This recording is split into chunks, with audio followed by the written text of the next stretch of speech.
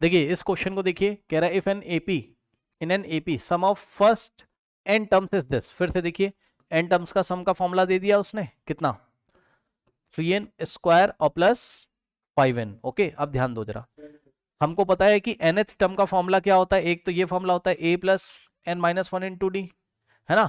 अब सुन लेना पहले ध्यान से, देखो ये nth टर्म एक तो ये होता है, इन्होंने हमें क्या दिया हुआ है, इन्होंने बोला है कि इट्स kth टर्म इज 164, मतलब समझो इन्होंने हमको kth टर्म दिया हुआ है, कितना 164 दिया है, कह रहे हैं find the value of k। अब सुनो ध्यान से, अगर nth टर्म का ये फॉर्मूला होता है तो kth टर्म का फॉर्मूला क्या हो जाएगा, ak, मतलब ak से दिखाएंगे kth टर्म को, nth टर्म को an से, तो kth टर्म को ak से, तो a प्लस n की जगह k रख दोगे, k minus one into D. अब बड़ी चालाकी से देखो kth टर्म दिया कितना है 164, यानी कि हम ak की जगह हम कितना रख देंगे 164, यानी कि 164 is equals to a plus k minus one into d. बहुत बढ़िया। अब सुनो, इस इक्वेशन की हेल्प से आप k निकाल लोगे, लेकिन उसके लिए आपको क्या पता होना चाहिए, a और d, ठीक, फर्स्ट टर्म पता होना चाहिए और d पता होना चाहिए। और मैंने कई बार आपको बताया है कि जब भी n टर्म्स का सम का फॉर्मूला देता है तो जो a1 होता है, यानी कि जो फर्स्ट टर्म होता है, यानी कि जो a होता है वही s1 होता है। ये सुनो, किसी एपी के फर्स्ट टर्म का जो सम होता है वही तो फर्स्ट टर्म होता है, ठीक।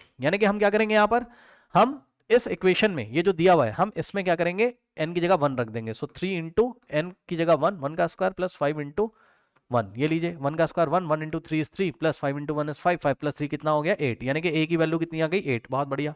अब हमें कॉमन डिफरेंस निकालना है, तो कॉमन डिफरेंस निकालने के लिए हमें कॉन्सेप्ट यूज करेंगे। मैंने आपको बताया है कि एक तो nth टर्म का ये वाला फॉर्मूला होता है, एक और होता है, कौन सा, nth term is equals to n terms का sum minus n minus one terms का सम, करेक्ट, ये भी पढ़ा है आपने।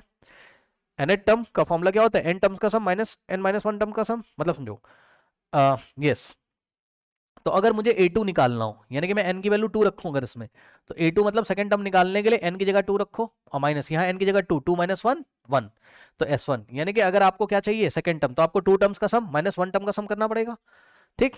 तो s2 निकाल लो, s2 यहीं से निकालोगे, तो s2 मतलब स्टार्टिंग के 2 टर्म्स का सम क्या करेंगे, n की जगह 2 रखोगे, सो 3 इंटू n की जगह 2, 2 का स्क्वायर 4, 4 3 12, माइनस n की जगह 2, 5 2 10, माइनस नहीं है प्लस है, ठीक, 5 2 10, ये लीजिए, ठीक।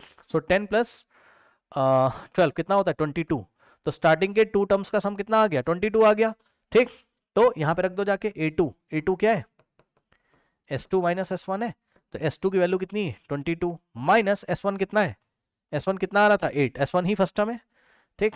सो 8, 22 माइनस 8 कितना हो जाएगा 12 माइनस 8 4 14, ये लो सेकंड टर्म कितना हो गया 14 हो गया, ठीक। अब आपको पता है, अब आप कॉमन डिफरेंस निकाल सकते हो, d क्या होता है second term minus first term. Common difference कैसे निकालते हैं, एपी का second term minus first term, second term कितना है 14 माइनस फर्स्ट टर्म कितना है 8 है, a1 ही क्या है 8 है, 14 माइनस 8 कितना होता है 6, तो कॉमन डिफरेंस कितना आ गया 6 आ गया, ठीक। तो a पता चल गया, d पता चल गया। अब हम ये वाली इक्वेशन में पुट करके k की वैल्यू निकाल लेंगे। तो इक्वेशन क्या है ये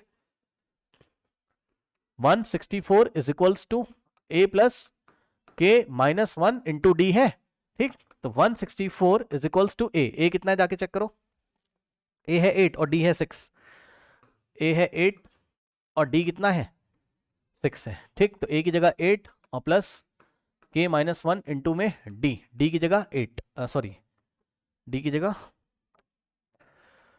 6। अब सबसे पहले 8 जाके इधर माइनस करेगा, तो 164 माइनस 8 इज इक्वल्स टू इधर क्या बचेगा k माइनस वन के आगे प्लस लगा है, उसको लिखने की जरूरत नहीं है, इंटू में 6, ठीक। 164 माइनस 8, सो 164 में से 8 माइनस करेंगे, 14 माइनस 8 कितना होता है 6, यहाँ बचेगा 5, सो 156, ठीक।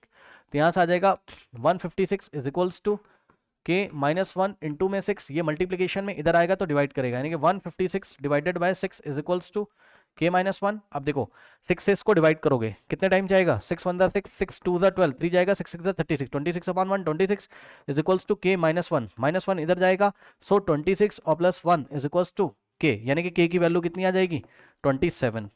एनी डाउट, हो जाएगा, कर लीजिए।